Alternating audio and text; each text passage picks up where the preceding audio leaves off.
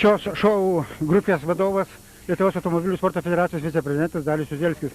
Daliau, koks tai jausmas šokant ir taip pat dalyvaujant bulių lenktynėse? Aišku, geriausiai pačiam pavadyti, bet vis dėlto ne visi gali. Nu, aš kai pirmas iki dabar pabandęs tokį šuolį, tai man patiko. Ir aš galvoju, kad aš ir toliau tą toleruosiu. Galbūt su daugiau automobilių, gal su galingesniu kokiu nors automobiliu.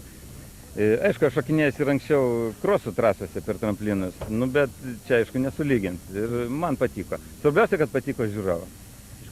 Na ir ar reikia ruoštis daug tokiam šuoliui? Dvasiškai turime galvoti, turbūt reikia. Morališkai pasiruošimą tai čia man nereikia, nes aš visą gyvenimą užsivedęs raliui. O techniką paruošti, aišku, reikėjo truputį padirbėti. Na, o bulių kautynės kuo įsiminė? Bulių kautynės įsiminė to, kad visą laiką gavau į užpakalį. Kaip stengiausi negaudyti vis tiek. Davė, kol man tiltą numušė, kardaną numušė, nu, bet... Bet tu visada lenktynėse esi tokio karšto charakterio, kaip vis dėlto atsitiko, kad tave skriaudė, o ne tu kitus? Nu, skriaudžiau ir aš kitus, aišku, bet, nu, čia aš neskaitau, kad čia buvo lenktynės, aš skaitau, kad čia buvo renginys žiūrovam ir ką mes ir pasiekėm savo tikslą.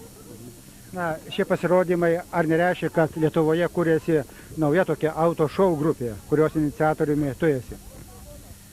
Nu, aš neskaitau, kad čia ta auto šou taip ir liks ateityje, čia galbūt kitaip jinai pasivadins grupė, jeigu sportininkai dar laikysis prie manęs ir aš jos sugebėsiu išlaikyti ir sekančiuose renginiuose kažkur tai organizuoti tos dalykus. Tai skaitau, kad vis tiek žiūrovam pramogų reikia.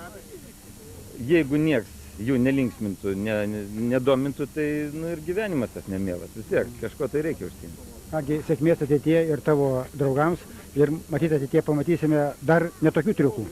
Ačiū.